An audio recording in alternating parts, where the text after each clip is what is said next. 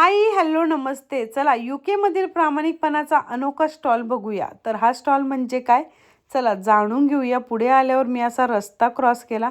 सगळ्या गोष्टी या ब्लॉगमध्ये बघूया. आजच्या दिवसाची सुरुवात 6:30ला उठले आणि पटापट स्वयंपाक करायला घेतला, कारण मला आज जायचं होतं वॉकला. तर इथे मी मस्त गवारीच्या शेंगाची गरमागरम भाजी केली आणि पीठ मळून घेतले. कोणाकोणाला अशी गवारीच्या शेंगाची भाजी आवडते नक्की सांगा, पण ही खूप फिक्की आहे एकच मिरचीची, कारण आमचा अथांग तिखट खात नाही. मी यात नंतर मिरचीचा तडका टाकणार आहे.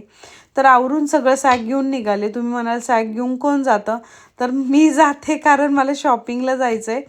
म्हणजे मी असा विचार केला की वॉक पण होईल आणि शॉपिंग पण होईल. तर 2 किलोमीटर मला चालत जायचं आहे, म्हणून फास्ट फास्ट निघाले होते, कारण येताना सामान असेल.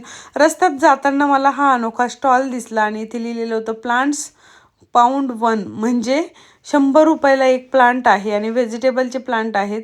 Please put money through door, म्हणजे दरवाजाचं जे लेटर बॉक्स आहे ना, तिथून पैसे टाकायचे. ते एनव्हलपची पण सोय केलेली होती. एनव्हलपमध्ये कॉईन टाकायचा आणि ते एनव्हलप डोअरच्या लेटर बॉक्समधून आत टाकायचं, असं त्यांनी तिथे लिहिलेलं होतं. आणि बघा बरीचशी झाडं आहेत, ब्रोकली, टोमॅटो, बरेच प्रकारचे व्हेजिटेबल आहे. आता यांनी विकायला का ठेवलं, तर ह्या आलेल्या पैशांचं ते दान करणार, म्हणजे चॅरिटीला देऊन टाकणार. आणि त्यांचा छंद असेल प्लांटिंग करणं, तर तो देखील त्यांनी इथे जोपासला आहे. रस्ता बघा कसा आहे, प्रॉपर मार्किंग आहे, प्रत्येक ठिकाणी सूचना आहे. आज मस्त सूर्य आला होता, सूर्याचा आनंद घेत घेत निघाले. इकडे बघितलं रास्बेरीला खूप सारी फुलं लागलेली होती. यंदा रास्बेरी खूप सारी येणार आहे आपल्याला खाण्यासाठी. त्यानंतर इथे कॉशन बिझी रोड, अरे बापरे, हां पुढे इकडे हायवे आहे ना, म्हणून असा बोर्ड लावण्यात आलेला असावा. पुढे आले, रस्ता क्रॉस करताना बटन दाबला. आता हा खालचा चालणारा माणूस जोपर्यंत पी पी करत नाही तोपर्यंत आपल्याला वेट करायचं असतं.